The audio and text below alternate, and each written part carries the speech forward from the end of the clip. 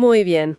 Hoy vamos a sumergirnos en un conjunto de textos académicos, de esos de nivel preuniversitario de San Marcos, para analizar a una figura monumental, Ciro Alegría. Un autor central, sin duda. Totalmente. Y la misión que nos hemos propuesto es entender una aparente paradoja, ¿no? Ajá.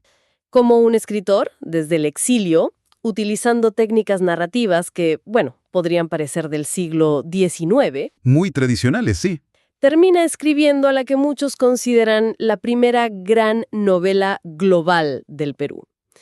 Vamos a desarmar su proyecto para encontrar la respuesta. Mira, esa es una pregunta buenísima para empezar, porque la clave no está tanto en su biografía, sino en su proyecto político hecho literatura.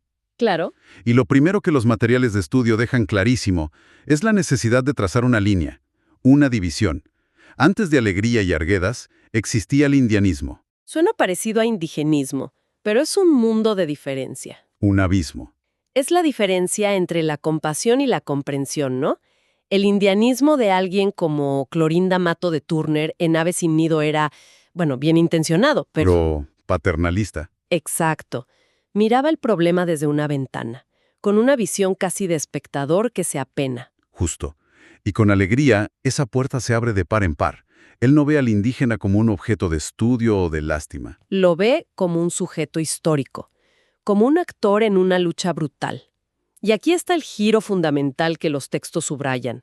El problema deja de ser una cuestión moral de pobres indios maltratados, Ujú. para convertirse en lo que realmente es, un problema socioeconómico. Exacto, la lucha por la tierra.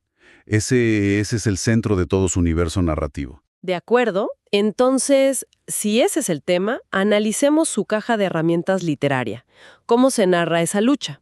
Los apuntes lo definen constantemente como un narrador épico. Sí, Mi primera idea al oír eso es de grandes batallas y héroes, pero aquí parece tener un significado técnico, mucho más profundo. totalmente. Épico aquí no se refiere solo a la grandeza de los eventos, se refiere a la escala y la perspectiva.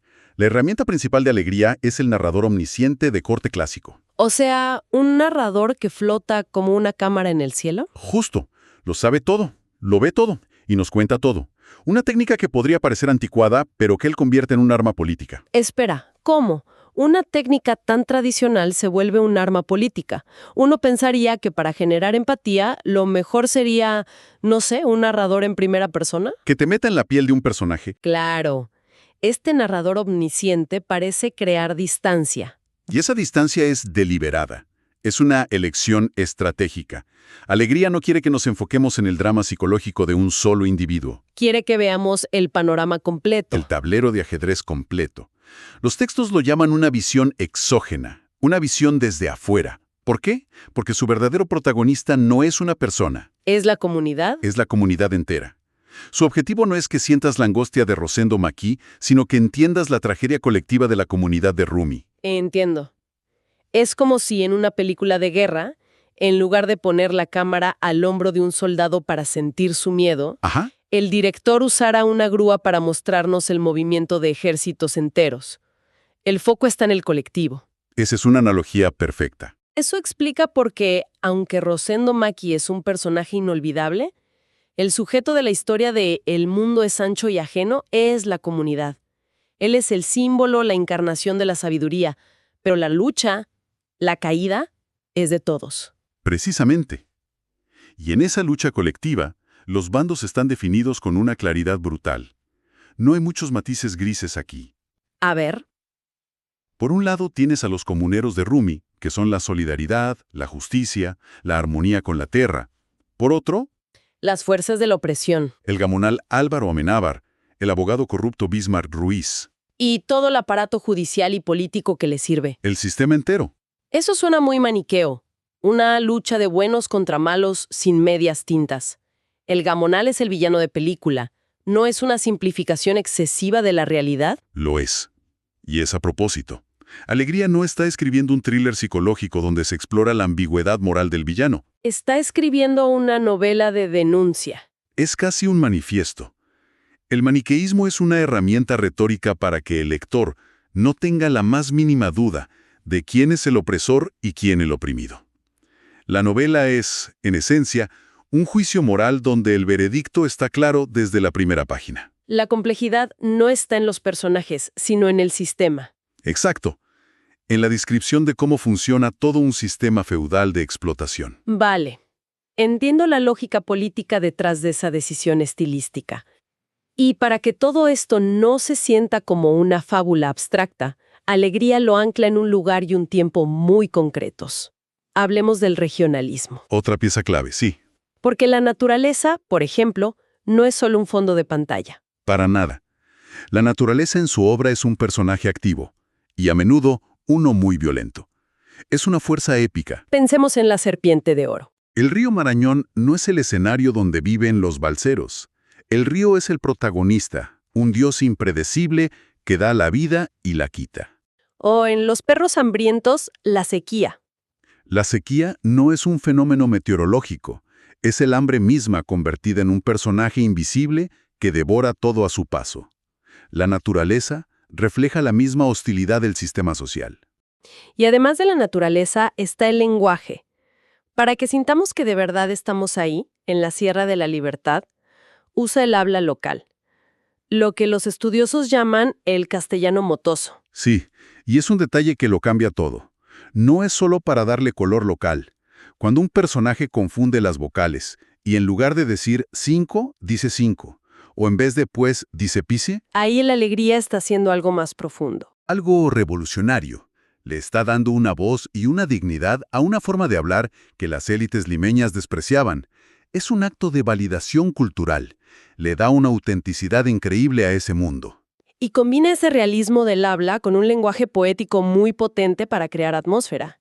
Hay un ejemplo en los apuntes que es perfecto, del inicio de El mundo es ancho y ajeno. ¿El de la culebra? Ese mismo. Cuando Rosendo Maquis ve una culebra cruzarse en su camino, el narrador dice que pasó como una flecha negra disparada por la fatalidad. Uf, qué frase. Esa frase es una declaración de principios. No es un simple adorno. Desde esa primera imagen ya te está diciendo que la tragedia es inevitable, que el destino de la comunidad ya está sellado. Es un presagio que define toda la novela. Y esa visión de la lucha, esa técnica narrativa de la que hablamos, nos lleva inevitablemente a la comparación. La comparación que define todo el estudio del indigenismo peruano. Alegría versus Arguedas. Es imposible entender a uno sin el otro. Son como las dos caras de la misma moneda andina, pero acuñadas en metales y lugares completamente distintos. Si Alegría es esa cámara en la grúa que muestra la batalla desde arriba, Arguedas es la cámara subjetiva en el casco de un solo soldado. los apuntes lo resumen de forma muy clara. Geográficamente, Alegría es la zona norte del Perú. Y Arguedas, la zona sur. Temáticamente, Alegría se enfoca en la lucha por la tierra, el problema socioeconómico, la política. Mientras que Arguedas se enfoca en la lucha por la identidad, el conflicto cultural, el desgarro del mestizo. Y eso se refleja directamente en su estilo. El tono de Alegría es épico, de crónica de una gesta. El tono de Arguedas es lírico, poético, íntimo. El narrador de Alegría es un observador externo. Y el narrador de Arguedas es casi siempre un protagonista que siente y vive el mundo andino desde adentro, con su visión animista, donde los ríos hablan y las montañas tienen espíritu. Es una diferencia fundamental, entonces. La tragedia en Alegría es la aniquilación de una comunidad a manos de un sistema. Una tragedia social y política. Y la tragedia en Arguedas es el desgarro existencial de un individuo atrapado entre dos mundos que no puede reconciliar. La violencia en Alegría viene de la escopeta del Gamonal. La violencia en Arguedas viene de la fractura del alma. La lucha externa contra la lucha interna. Alegría escribe desde la militancia política. Arguedas desde la herida personal. Es una distinción crucial. Y todo esto nos lleva a la obra que lo consolida todo. El mundo es ancho y ajeno. Gana un concurso importantísimo de la editorial Farrar and Rinehart en 1941 y de repente el indigenismo peruano está en el mapa mundial. ¿Por qué esta novela en particular resonó tanto fuera del Perú? Creo que trasciende por varias razones. Primero, porque aunque narra una lucha muy local, el tema es universal. La injusticia. La lucha de una comunidad pequeña contra un poder corrupto. Exacto. Es una historia que se podía entender en cualquier parte del mundo. Pero hay algo más profundo, creo yo. La novela presenta a la comunidad campesina no solo como una víctima pasiva, La presenta como una institución social valiosa. justo, como un modelo de solidaridad y de organización que podría ser una base para construir la nación. O sea, no es solo un lamento, es también la presentación de un ideal. Exacto.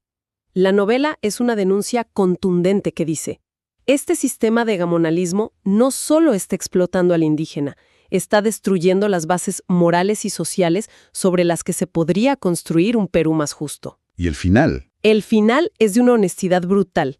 La destrucción total de Rumi, sin ninguna esperanza, es una declaración política potentísima. Te deja con un vacío en el estómago. No hay un final feliz, no hay un héroe que salve el día. No, la denuncia reside precisamente en mostrar la inevitabilidad de la catástrofe bajo ese sistema. El mensaje es clarísimo. Mientras este sistema feudal y corrupto siga en pie, no hay escapatoria posible para la comunidad. El narrador, como un cronista objetivo, se ve forzado a registrar la aniquilación. No ofrece una solución fácil. Porque en ese contexto histórico no la había. Y esto nos deja con una pregunta final para reflexionar. Una tensión que la propia novela plantea. Sí, la que se encarna en dos personajes clave, Rosendo Maki y Benito Castro. Justo. Por un lado, tienes al tradicionalismo de Rosendo Maki. Él representa la sabiduría ancestral, la fe en las leyes, en las costumbres. Cree que puede defender a su comunidad usando las herramientas del sistema. Y por otro lado, tienes a Benito Castro, el joven que vuelve a Rumi después de haber estado en el mundo exterior. Él trae ideas modernas. Él cree que el indígena debe apropiarse del conocimiento occidental, de la técnica, de la organización política, para poder defenderse. Dos caminos para la supervivencia: la tradición y la modernización. Y sin embargo, a pesar de tener estas dos fuerzas, la comunidad es aniquilada igual. Y ahí queda la pregunta flotando. Una pregunta que Alegría deja abierta. ¿La aniquilación era inevitable simplemente por la fuerza bruta y aplastante del sistema gamonal? ¿O hay algo más? ¿O el autor también nos está sugiriendo algo más sutil? Quizás nos sugiere que ni el aislamiento tradicionalista de Rosendo, ni la simple importación de ideas modernas de Benito eran por sí solas suficientes para enfrentar al monstruo.